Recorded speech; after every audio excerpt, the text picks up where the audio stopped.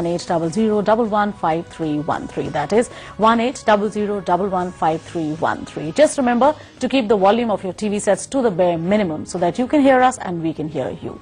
Having said that, I am joined by Karthik from Delhi. So Karthik, if you are with me, what's your question? Yes, ma'am. Like parents, ma'am, do female feticide. Like, ma'am, some parents do it deliberately. Like for the increasing crime against women. Like, ma'am, all the rapes happening and many other things.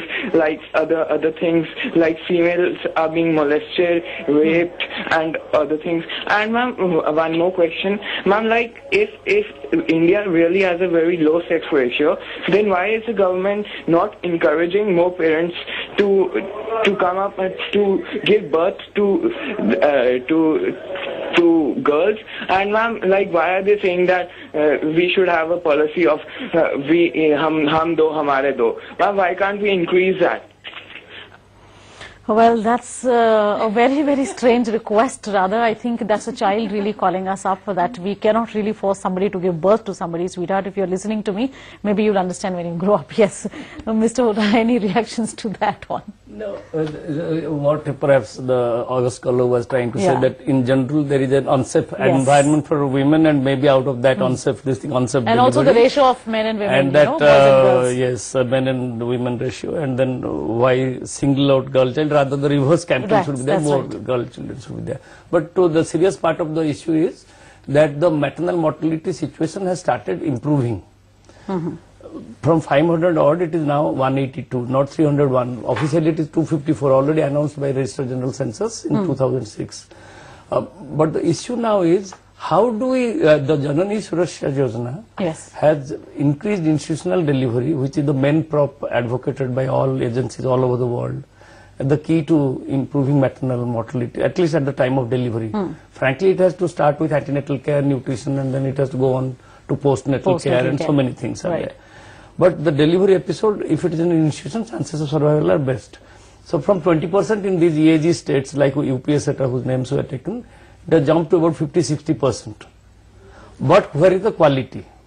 And if the woman at risk still remains at risk, we conceivably, howsoever we pontificate here, we can't create the infrastructure to give each of our mother the treatment and the care she deserves. So we will have to be slightly discriminative. And the mothers at risk group, which is about 10% of all deliveries, have to be identified in time, and through a strong referral system removed in time to the appropriate institution. If this can be done, the JSY, Janani Suraksha Yojana, gives a platform. If a strong identification and referral is done, I am talking from purely management point of view, and these service providers are few and far between, they should be concentrated. EMOC, emergency maternal obstetric care centers have to be set up rather than spreading our resources thin. Today I am coming from Ministry of Health. They are making a determined attempt. I was very impressed. They are making a determined attempt to identify the difficult districts where maternal mortality is high, RCH issues are bad, and how to regroup resources because I think that's very attend to the critical. We must prioritize. If we all break down emotionally and go on talking of the same moral issues, that's fine. That is the role of the advocacy. But practical administrators and practical doctors have to deliver more service to the appropriate group. Right. So these, and also when we talk about deliveries at home, if you go to the rural areas, I think they, even if there is a health center, women are not really willing to go there because they know that in their families, right from their grandmothers, the midwives were doing the job. So do you think again that this mental makeup probably somewhere has to change? Again, we come back to the lack of education point. Absolutely. I think when I said lack of education, it is about awareness, it is about empowerment, it is about rights. Education must lead to all this, and unfortunately, like I think Mr. Hooda just pointed out, that we do not have sufficient accessible services. You see, we are talking about that woman who's pregnant in that tribal area where the nearest health center is many kilometers away. She neither has the means to reach there. So I mean, when we today, yes, the Janani Suraksha Yojana is definitely a step in the right direction, but does this lady get enough care both at the prenatal and the postnatal stage, antenatal stage and the postnatal stage? She doesn't. Neither in terms of nutrition, because as you know, we know that more than 50% of the women are anemic in our country today. Yes, and that's a huge, huge cause, as I'm yes, sure and then sepsis is another huge cause for maternal mortality. Where do we have the services? Even our health workers today, we have ASHA workers. There are still no urban workers. Urban cities are completely neglected. We still have a huge shortfall. We have almost 74,000 ASHA workers who are still needed, even if we go at 1 ASHA for 1,000 population. I mean, that's the standard norm we are following. Right. So even today, I think there is a great need, yes, to identify particular pockets where we need to be, really concentrating our efforts in, but also to make sure that there are accessible health services and female health workers who are able to empower communities, not just work on health systems, but also build awareness, generate empowerment, and make sure that there is this whole aspect of not just gender discrimination, but this whole discrimination that exists, where the mothers, like Mr. Hota said, where we do not give enough importance to the mother, and also I think child marriage, which you just pointed out. How do we make sure that there is spacing?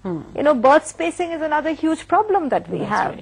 So large number of pregnancies, large number of, and of course this whole aspect of aspiration for a son constantly drives women, and women who, child marriages which are then leading to women having babies very early. That's right. Not enough birth spacing, and of course no access to health services. It's all compounded, and this young girl is not ready to have this child, to bear this and on child. top of that, there's no health facility, Yes. so it's kind of a whole vicious circle actually. Well, right now we are joined by Vivek from Maharashtra. So Vivek, if you're with me, what's your question?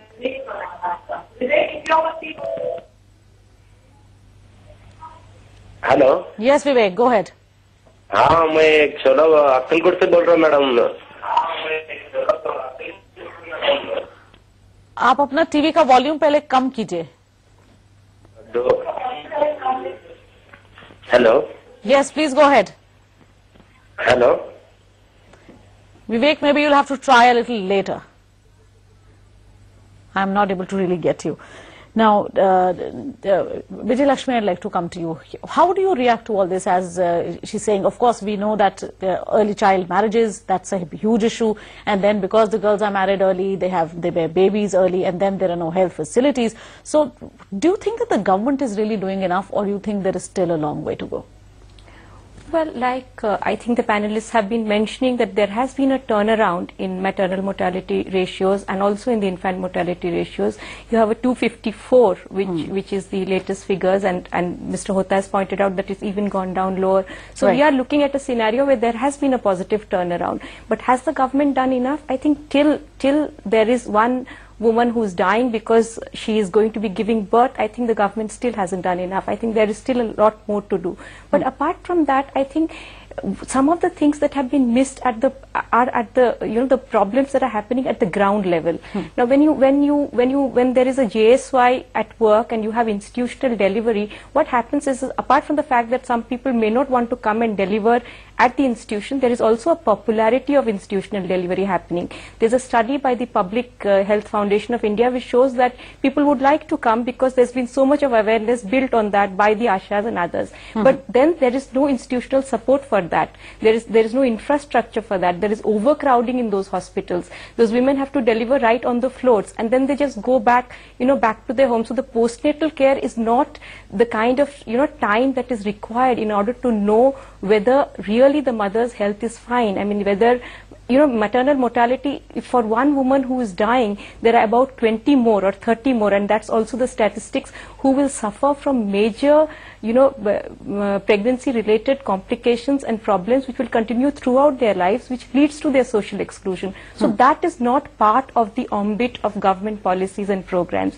I mean, that's probably asking the government for too much, but if one is looking at a change in the scenario that is there and a transformation, then one does take a look at women's empowerment. Like, there are programs which are run at the rural level by people like Dr. Abhay Bang